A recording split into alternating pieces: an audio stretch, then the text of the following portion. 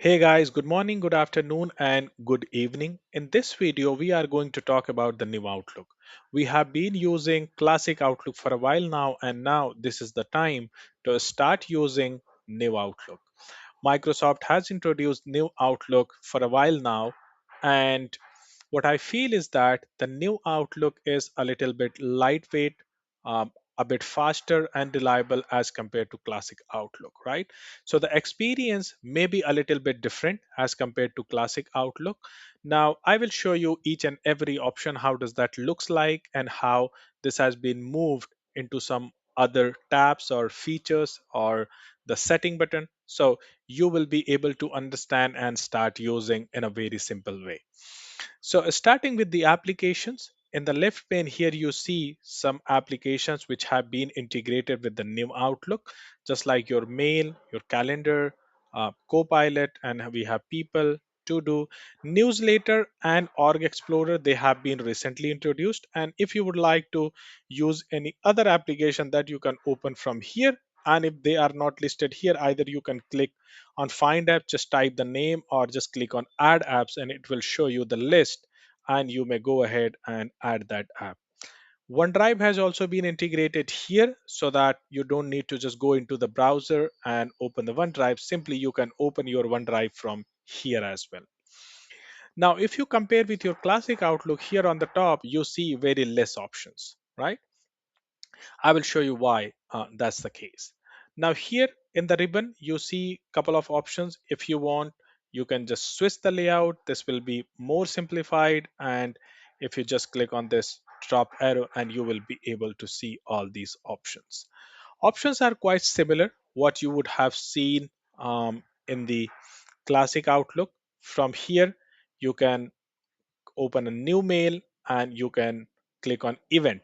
So if I click on mail, it will let you draft a new email. However, if I just click on new event, it will let you create the calendar invite. There is something called as mail from template, right? For this, you need to create a template first, right? So here we don't have any template added. So if I just take a simple example, for example, you're working in a company, whenever you receive any ticket, first you need to send an initial response to that user or customer. For example, okay, my name is Muhammad and this case has been assigned to me. I will contact you shortly, or maybe you send couple of questions, right? So that's the initial response. Maybe that is required for each and every ticket. So what you can do, you can go ahead and create a template. So here you can click on add template, give a template name, right? And create your own template and start using in each and every email, right? Same way, we have couple of other options, just like a group here, wherever if you would like to create any new group, that you can create from here. And if you would like to create any kind of a newsletter, that you can do from here, right? You can create a newsletter and publish for your company. And other options are just like if you would like to create any Word document, Excel, or PowerPoint, right? Now, other than that, uh, you see a lots of options, just like, you know, ignore. If you, so here I have selected this email, that means I can ignore or stop, ignoring this conversation, right? Then if I would like to block this sender, so I have received this email from this sender. If I click on this block button, right, I can block this sender. This is the delete. If I would like to delete this email, or would like to archive, or maybe if I would like to report this email as a junk or phishing, that I can do from here. And then I have reply all, and forward. So if I click on this one, if I do a reply all, then whoever had sent or whoever was there in that meeting, I'm going to do a reply all. And if I would like to forward this email and reply, here I have an option to create a meeting. Now, the benefit of this is, right, this is a little bit different what you do from here, right? If I have selected this meeting, for example, there was a conversation going on for a while now, maybe from last 3 4 days. about a particular topic, and now you feel that the conversation is not going in a right way, and now you would like to schedule a meeting, right? Now, using the same email thread, if you click on meeting, then it will start creating a meeting. That okay, now you see the chat button. That means from this sender, if you would like to chat, you can click here, and here you have certain option whether you would like to move this email into any specific folder, right? Here a rule, we will talk about it. These are called as Outlook rule or inbox rules. And here you have certain other option. These are quite self-explanatory, right?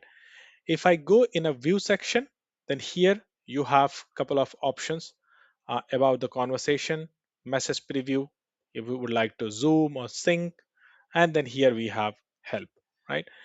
If I would like to, I can switch back to classic at any point of time.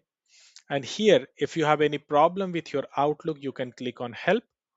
And here it will show you the tips and tricks here, right?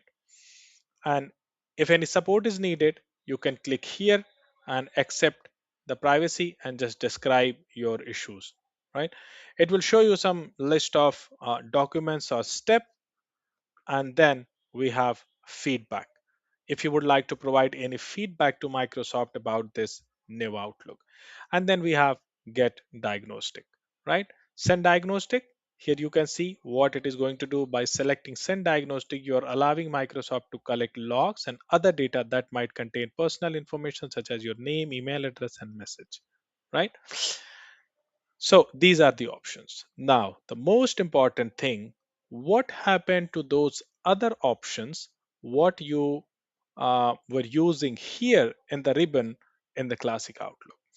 Here you can see the new setting button has been introduced. I will walk you through one by one. Now, let me show you what all the options we have got inside the setting button. So, whatever you would have seen here in the ribbon, most of the options have been moved into the setting button using a new Outlook. So, if I click here, then here we have couple of tabs. Then here on the top starts with account. This is the basic information about your account, which you are using right now in the new Outlook. Shared with me, this is the list of shared mailboxes where you have permission. If I just scroll down here, then here you can see the list of shared mailboxes where I have full permission. Automatic reply, when you are going on leave, then you can just turn on automatic reply and just write your message, and anybody sends an email to you, this automatic reply will be sent to you. This is your signature. You may go ahead and add your signature. This is the way I have added mine. Just simply click on add signature. Here, just give a name and type your signature message. So whenever you actually click on new email, then that signature will be added. So we have categories. You would like to categorize any email. So for example, this email you see in a green category, right? So let's say this email from Microsoft Security, you feel that okay, this is the normal message and you would like to categorize them as a green category, then you can choose this. Other than that, you have a storage. By default, I'm using Microsoft 365 E5 license and I get 100 GB of mailbox. That means 100 GB of space to store my emails. Here, it shows you the list of your folders and their consumption in the size and number of emails or the message count. If you would like to empty any folder, for example, this deleted items, 9 items, okay, I no longer need that, then what I can do, click on all and okay, and you see that this will be deleted. Okay, it is still showing 9, but as soon as it will refresh, then it will just go ahead and clean all those 9 items. Okay, here now you see 0, right? Then we have a file tab here. If you would like to attach your offline PST file, that you can click here and then give the location where that PST file is saved. And if you would like to import anything from the classic Outlook, that you can choose here. And if you have any specific email saved from any Outlook is in .eml file. Once again, you can start import and give the location and import that. In the export, you would like to export any kind of content from this Outlook, that you can do from here. In the general, there are some basic settings. This is about your language and time. I'm using this time. And this is the appearance, whether you would like to change anything in the theme. For example, if I would like to use this theme and I can just go ahead and save it in the background, you can see the theme has been changed. Notification: whenever you receive any new email or event, how you would like to receive that notification, everything is set to on. That means at the right hand side, you just get one pop up that you have received a new message, and just a notification sound. Accessibility: by default, these are some basic settings. Distribution group: if you are a member and owner of any kind of distribution group, you can click on this portrait. It will take you to the browser and it will open a new window, and you will be able to manage those groups. For example, you are an owner of any distribution group and you would like to add members and owners in that group, then you will be able to do it from here. Then we have offline. Whether you would like to put your Outlook in the offline mode, just go ahead and disable that and save, and that Outlook will be in the offline mode. And reopen item in the startup, that means if any email was opened in the new window and all of a sudden your Outlook got closed, as soon as the next time you open the Outlook, it will open the new emails as well. About Outlook, this is about the basic information, your Outlook version and client version. In the mail, we have some basic settings. I will just walk you through, which are really very important. In the layout, compose, and template, most probably smart suggestion, we are not doing much. Template is important, and this can help you. Let's say you're working in a company, and whenever you receive a ticket, as soon as you receive a ticket, you need to send one email called as initial response email, right? And that can be same for each and every customer. Okay, I have received your ticket and I will start working on it and I'll reach out to you shortly. You can create a template and add that, so every time you don't need to type that email, you can just select from the template. How you do that? You do it actually from here, mail from template, and you can send that to your customer. Then we have rules. These are inbox rule or the Outlook rules. So I can give you one condition here. I have created one rule. If any email which is coming from Julian, just go ahead and move those emails into the specific folder Julian emails. Here we have a lots of condition which you can use, whether that any email which comes with any specific subject or any keyword subject in the body, and you would like to move those emails into a specific folder based on that condition, then you can do that. Then we have junk email. Let's say you receive a lots of email, and maybe some email uh, which you are receiving in your junk email folder, but you actually like that message and you trust that sender. You can add that sender into the safe sender, so instead of coming that email into junk folder, you start receiving them into inbox. Another one is the block sender and domain. So let's say any company who is sending a lots of promotional kind of message or marketing message that you receive in your inbox, but you don't like that, you may go ahead and put that sender into the block sender. After that, all these things are simple. We generally don't change a lot in this. Forwarding: when you are working in any organization, you should not be enabling this, because any email which you are receiving, they are meant for you. Not anyone else should be receiving or seeing that message. But if there is any business reason, email should be forwarded from one place to another, one account to another, you can set the forwarding here. If you choose this option, keep a copy of forwarded message. That means the one copy will be placed in this mailbox and another one will be forwarded to the destination. Retention policy: by default, a default MRM policy is assigned to each and everyone on the mailbox. That means that retention policy will have certain tags. If I just take an example, let's say you have 100 GB of mailbox and that is getting full.